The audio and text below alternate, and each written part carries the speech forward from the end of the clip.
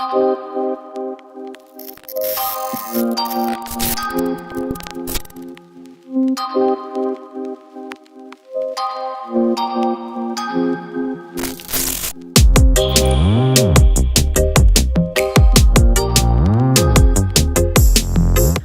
I'm Laura, Product Performance Specialist for KRONE UK, and today we're going to be looking at some simple maintenance aspects to make sure that your KRONE Big Pack baler is ready for the field. Before storing the baler for winter, blow it down to avoid attracting vermin. Decompress the chamber when you're finished baling and empty it completely. Spray the chamber and the pickup with an oil-based preserver. Try to store your control box in a dry and clean environment. Run the auto-lube system to protect the components from moisture over winter. Ideally, store the baler inside, but if this is not possible, make sure that at least your knotters are covered and protected from the elements. On hitching up to the tractor, make sure the insert collar is present and the underside of the heel is not excessively worn. Have a thorough inspection of your whole pickup unit. In here, have a good look at your tines, making sure none are bent and rubbing against your scraper bars. Also have a look at your rear corner augers, making sure that they are not damaged and they are in correct time with your tine not catching. When checking your pickup chains, make sure that your spring tensions are sat correctly, referring to the operator's manual, and make sure that your links are not excessively worn.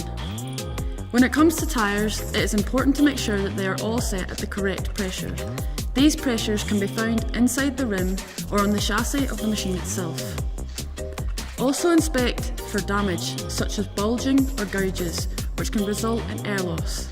Now we're going to have a quick look at the VFS system on the baler, as it is the vital part of the baling process.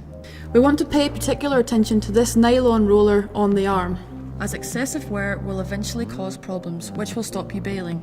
This is a wearing part, and if the roller is worn, it is a good idea to get your dealer to replace it at service. Now we'll have a visual inspection of the chamber rollers and the hay dogs, which are found on both sides of the baler. First, we need to make sure that the chamber rollers run freely when the baler is in operation, forwards and backwards within the runners. Also make sure that your scrapers are set correctly, just lightly brushing the bottom runners. The hay dogs need to fully retract from the chamber wall, outwards and inwards, and just have a good look round your spring at both sides and check for strain or cracks. It's very important to use a good quality string, especially in our high density balers. We advise to tie the spools together using the reef knot, as this is the flattest knot and will move through the machine with ease, not catching on anything. To tie the reef knot, we get both ends of the string, cross them over, like so, and cross them back across each other, like this. Pull tight, and that is ideal for not coming undone.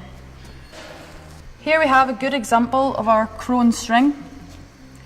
You can see this is a good strong string as it holds itself together, and it should resemble a fisherman's net, and that's an ideal string for your baling. Next we're going to look at the auto lube system.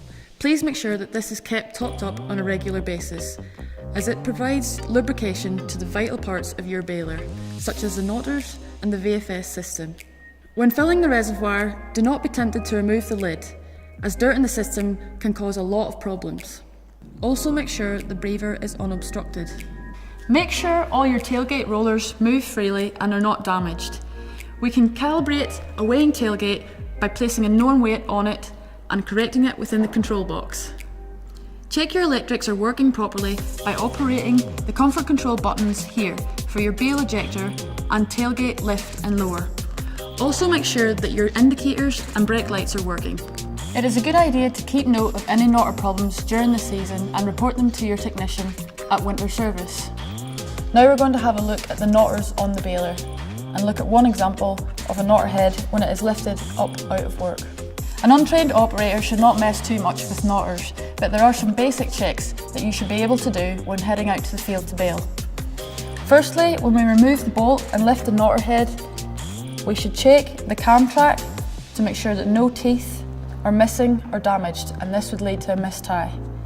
Next, we want to make sure there is a correct contact between our bill hook and our stripper arm. If there is a gap or it is too tight and the stripper arm doesn't pass over the bill hook, this will want adjusting. We also need to make sure that the bill hook roller turns freely in here. The tension on your bill hook tongue is dictated by this plate on the side, which can be loosened or tightened by this 13mm nut. This should be tightened so that this plate can just move and no more. Next, we want to look at the sweeper finger. There should be no play in this backwards and forwards. And just lastly, we want to look and make sure that the string wheels and tensioners move freely and the eyelets are not worn or damaged. The good thing about knotters is there is always more than one, and if there are any issues, you can easily compare it to its neighbour and make adjustments from there. Here we're looking at the oil filter indicator. When the indicator is green, this tells you that there is no dirt within the filter. If it pops out and turns red, this means there is dirt within the filter and it may require changing. Sometimes the indicator turns red when the machine is cold. Ideally, run the machine up to working temperature and then check the indicator again. If it is persistent and turning red, the filter will require changing. We all know greasing is a tedious task. However, it is an important job to do. All the grease nipples on the baler can be found in your operator's manual under the maintenance section. An important one to point out is the main VFS bearing. On newer balers, this is now a sealed unit. However, on the older models, this bearing will require greasing. Make sure the flywheel brake is functional. Inspect the brake pad on the inside of the machine for heat damage and cracks. If this needs to be replaced, have it done on your winter service. By making these checks and adjustments, you are minimising the likelihood of downtime during the baling season. Remember, these checks are not to replace your full winter service, carried out by an experienced technician at your local KRONE dealership. Thanks for watching.